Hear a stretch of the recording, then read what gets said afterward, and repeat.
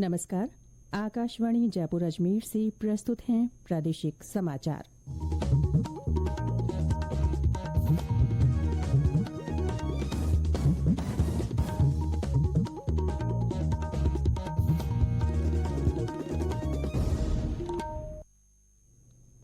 समाचारों के साथ मैं ऋतिका गुप्ता।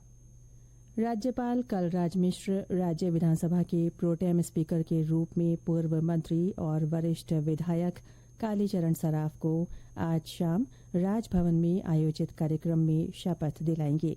राज्यपाल ने उनके साथ सहयोग के लिए 3 सदस्यीय पैनल भी बनाया है। इसमें वरिष्ठ विधायक दयाराम परमार, प्रताप सिंह सिंघवी और डॉक्टर किरोड़ीलाल मीणा शामिल हैं। प्रदेश में विकसित भारत संकल्प यात्रा का शहरी अभियान आज से शुरू हो रहा है। जयपुर, कोटा, उदयपुर, भरतपुर, जोधपुर, अजमेर, अलवर, बीकानेर और भीलवाड़ा जिलों में नगर निगम और नगर परिषद क्षेत्रों में यात्रा का आगाज आज से किया जा रहा है। सरकार की जन कल्याणकारी योजनाओं की जानकारियां देने और ज्यादा से ज्यादा पात्र लोगों तक लाभ पहुंचाने के उद्देश्य से आयोजित इस यात्रा के तहत विभिन्न जिलों में कई स्थानों पर शिविर लगाए जाएंगे। भीलवाड़ा में शहरी अभियान की शुरुआत आज भीलवाड़ा नगर परिषद द्वारा शहर के बीच स्थित संगीत कला केंद्र में हुई। कार्यक्रम में विधायक, अतिरिक्त जिला कलेक्टर और नगर परिषद सभापति सहित लाभार्थी मौजूद रहे। हमारे संवाददाता ने बताया कि वहां लगाए जा रहे शिविरों में पात्र लोगों का मौके पर ही पंजीकरण कर उन्हें योजनाओं से लाभान्वित किया जा रहा है। जिले के ही एक लाभार्थी ने आयुष्मान कार्ड के जरिए उसे और उसके परिवार को मिले स्वास्थ्य लाभ की जानकारी दी।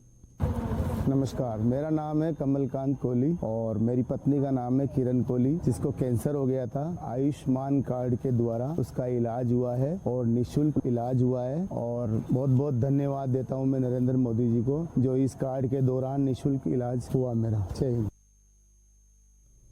भरतपुर में संकल्प यात्रा के शहरी अभियान की शुरुआत कलेक्ट्रेट के सामने अम्बेडकर पार्क से और अलवर में मिनी सचिवालय परिसर से हुई। इस यात्रा के अंतर्गत प्रधानमंत्री आयुष्मान भारत योजना, प्रधानमंत्री उज्ज्वला योजना, पीएम स्वनिधि योजना, हेल्थ चेकअप कैंप और आधार अपडेशन संबंधी शिविर लगाए जा रहे हैं। इन शिविरों में मौके पर ही लाभार्थियों का पंजीयन कर योजनाओं का लाभ दिया जा रहा है। इस बीच ग्रामीण क्षेत्रों में भी संकल्प यात्रा के तहत जागरूकता वाहन विभिन्न स्थानों पर पहुंचकर लोगों को जागरूक कर रहे हैं। बांसवाड़ा की ग्राम पंचायत खेर डाबरा में प्रगतिशील किसान के खेत में ड्रोन तकनीक से तरल नैनो यूरिया का गेहूं की फसल में छिड़काव का सजीव प्रदर्शन किया गया। शिविर में संयुक्त निदेशक कृषि विस्तार दलीप सिंह ने बताया कि जिले में यूरिया और अन्य रासायनिक उर्वरकों के अत्यधिक उपयोग के कारण जमीन पर काफी विपरीत प्रभाव पड़ रहा है। इसीलिए जिले में नवाचार करते हुए ड्रोन तकनीक का उपयोग कर तरल यूरिया का फसलों में छिड़काव का प्रदर्शन करने से लागत में कमी के साथ उत्पादन में बढ़ोतरी होने के बारे में किसानों को जानकारी दी गई। केंद्रीय मंत्री जितेंद्र सिंह ने कहा है कि चालू वित्त वर्ष के 9 महीनों के दौरान देश में अंतरिक्ष क्षेत्र के स्टार्टअप में निजी क्षेत्र का 10 अरब रुपए से अधिक का निवेश हुआ है।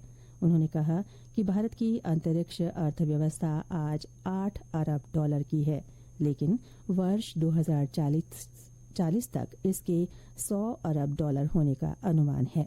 डॉक्टर सिंह ने कहा कि अंतरिक्ष के क्षेत्र में प्रधानमंत्री नरेंद्र मोदी के सुधारों और सरकारी निजी भागीदारी शुरू होने से भारत में अंतरिक्ष स्टार्टअप की संख्या तेजी से बढ़ी है।